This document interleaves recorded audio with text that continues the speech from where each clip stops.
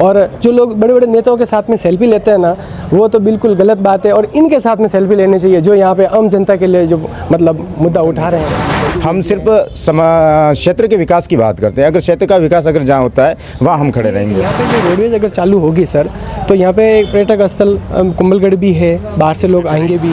ये मांग है जब तक रोडवेज बस यहाँ नहीं आएगी हम यहाँ डटे रहेंगे, उसमें बैठकर ही घर जाएंगे। कुंभलगढ़ में जॉइंट एक्शन कमेटी के बैनर तले यहाँ पर अनशन चल रहा है। क्षेत्रीय लोगों ने धरना दिया है और लगातार आज चौथा दिन है। इस बीच में कई प्रशासनिक अधिकारियों ने समझाइश के प्रयास भी किए, लेकिन रोडवेज बस का संचालन फिलहाल स्थायी रूप से जो ये मांग कर रहे हैं लोकल रूट पर वह शुरू नहीं हो पाया है। हमारे साथ में मेघवाल समाज के जिलाध्यक्ष किशन जी भी हैं और अन्य कार्यकर्ता भी हैं, उनसे भी जानेंगे।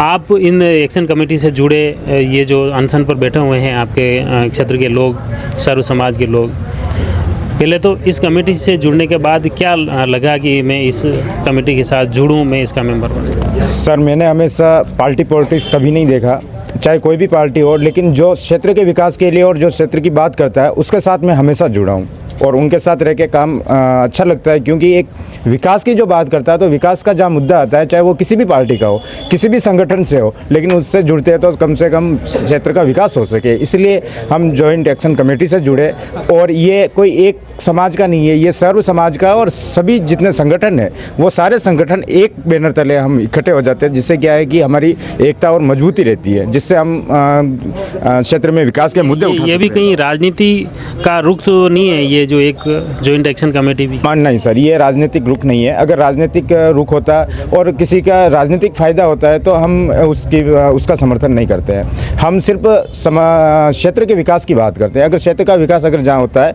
वहाँ हम खड़े रहेंगे। ये जैसे अब मुख्य रूप से एक अभी आपका जो धरना या अनशन चल रहा है सिर्फ रोडवेज बस को लेकर?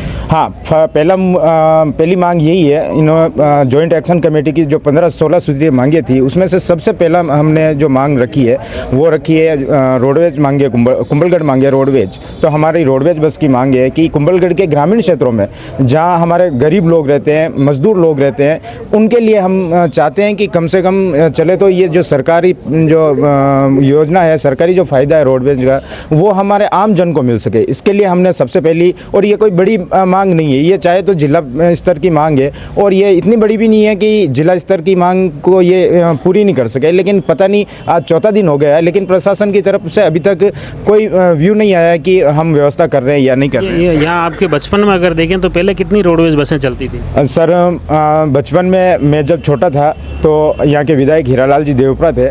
उस समय लगभग इन सभी रूटों पर सरकारी बस चलती थी। उसमें प्राइवेट बस तो मान छोटी मोटी 2-4 बसें चलती थी, बाकी सभी रूट पे सरकारी बसें ही चलती थी। उसके बाद में धीरे धीरे एक बंद होती गई और फिर कुछ समय के लिए एक बस जो उदयपुर से सीधी कुंभलगढ़ होते हुए जयपुर जाती थी वो कंटिन्यू चली रही है अभी तक। और उसके बाद में बीच में गहलोत सरकार ने ग्रामीण बसें लगाई थी, कम से कम 15-16 बसें लगाई थी, तो वो ग्रामीण क्षेत्र में लगती थी और धीरे धीरे उनको भी बंद कर दिया। अच्छा, अभी मतलब सरकारी कोई भी बस नहीं चल रही लोकल रूट पर? लोकल रूट पर अभी ग्रामीण क्षेत्र में कोई भी एक भी सरकारी बस नहीं चल रही है। ये कुंभलगढ़ की मुख्य बड़ी समस्या है और इसी समस्या को लेकर ये सभी समाज के लोग जॉइंट एक्शन कमेटी के साथ जुड़े हैं और लगातार यही मांग उठा रहे हैं। क्या नाम है आपका? सर, मेरा नाम लाल सिंह परमार है। कहाँ से हो आप? पीपला गाँव है मेरा, पीपला रहता हूँ सर। कैसे यहाँ कैसे आए हो आज?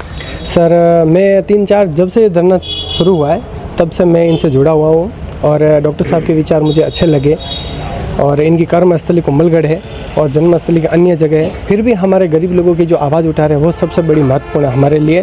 और दूसरी बात ये है कि यहाँ पे जो रोडवेज अगर चालू होगी सर, तो यहाँ पे एक पर्यटक स्थल कुंभलगढ़ भी है, बाहर से लोग आएंगे भी और यहाँ पे परशुराम जी का मेला भी भरता है सावन महीने में, तो बहुत श्रद्धालु बाहर से आते हैं, प्राइवेट बसें वाले मनमानी करते हैं। तो यहाँ के जो आम जन है, जो छोटे छोटे लोग मूँगफली वाले हैं, पानी की बोतल वाले हैं, इनका भी रोज़गार बढ़ेगा सर और आवागमन होगा। यहाँ का जो लड़का है वो कोई कोचिंग के लिए जयपुर जाना चाहेगा, बाहर जाना चाहेगा तो अच्छा लगेगा और आसानी भी रहेगी, पैसा की बचत भी होगी और समय की बचत भी होगी। और मुझे ये अच्छा लगा, मैंने बोला आपका बिल्कुल समर्थन करते हैं और आपका साथ देते हैं। यहाँ कोई पार्टी पॉलिटिक्स नहीं है सर, क्योंकि चुनाव पहले वाले बहुत पीछे रह गए और आगे आने वाला बहुत आगे हैं। अभी तो कोई चुनाव होने वाला नहीं है, ये तो एक आम जनता का एक लड़ाई है। इसमें तो सर हर आदमी को आना चाहिए। और जो लोग बड़े बड़े नेताओं के साथ में सेल्फी लेते हैं ना, वो तो बिल्कुल गलत बात है। और इनके साथ में सेल्फी लेनी चाहिए जो यहाँ पे आम जनता के लिए जो मतलब मुद्दा उठा रहे हैं। रघुवीर जी हैं, तेजू जी हैं, इनके विचारों को देख के मुझे बहुत अच्छा लगा और मैं इनके साथ में हूँ और समर्थन करते हैं। और आप अनशन पर नहीं बैठे? सर मैं इनके ख्याल रखता हूँ, मैं इनका अगर सर सभी अनशन पे बैठेंगे तो सारे बीमार हो जाएंगे। मैं इनका ख्याल रखता हूँ, तबीयत कैसी है, क्या है, और ये जो मांगे हैं। और दूसरी महत्वपूर्ण बात ये है कि टीएसपी वाला मुद्दा मुझे ये अच्छा लगा। टीएसपी में सर ये होता है, हमारे गांव टीएसपी में था तो कुछ नेताओं ने मिलकर कटवा दिया नाम। सर पहले था क्या? पहले बिल्कुल था सर, पिपला का नाम था, कटवा दिया कुछ लोगों ने। लेकिन ये दुख की बात है सर, मैं खुद मैंने बीएससी बीएड कर रखी है सर, मैं कई नंबरों से बाल में कट गया सर। सबसे बड़े दुख अफसोस की बात ये है कि मेरा गाँव अगर टीएसपी हो जाता है तो मेरे जैसे बहुत सारे युवा हैं वो सरकारी नौकरी में रहेंगे, हज़ारों घर की रोटियाँ मिलेगी सर। हमें नेता नहीं बनना है, हमें नौकरी चाहिए सर। उसके लिए मैं टीएसपी आप क्या सोचते हैं कि अभी जैसे कुंभलगढ़ का जिस तरीके से जिले का या अन्य विधानसभा का विकास हुआ उस तरह का नहीं हुआ कुंभलगढ़ का? सर बिल्कुल नहीं हो रहा सर। नेता लोग आते हैं, वादे करते हैं बड़े बड़े, ये होगा, ये कर देंगे, वो कर देंगे, वो होता कुछ नहीं है सर। और जो वास्तविकता जो सामने दिख रही है ना सर, जो डॉक्टर साहब का परिचय ये अपने सामने दिख रहा है सर आज कि आज रोडवेज के लिए कहाँ दिख रहा है इनका? तो मामूली वोट मिले इनको। नहीं सर, जनता का परिचय तो कल दिखेगा ना, आप पब्लिक कल आएगी सर, मेला तो कल है। कल सभा में तो मेला में तो कोई भी आ जाता है लेकिन वोट नहीं देता है। नहीं सर, वोट सर वो लोगों को जानकारी नहीं थी सर कि इतने अच्छे इंसान हमारे बीच में है सर। वो तो सर बाद में पता चलता है, अब पता चलेगा जनता को। अब पता चलेगा कि इन्होंने रोडवेज की मांग करी और वास्तव में अगर इनके ये जो संघर्ष है इस पर सफल हुए।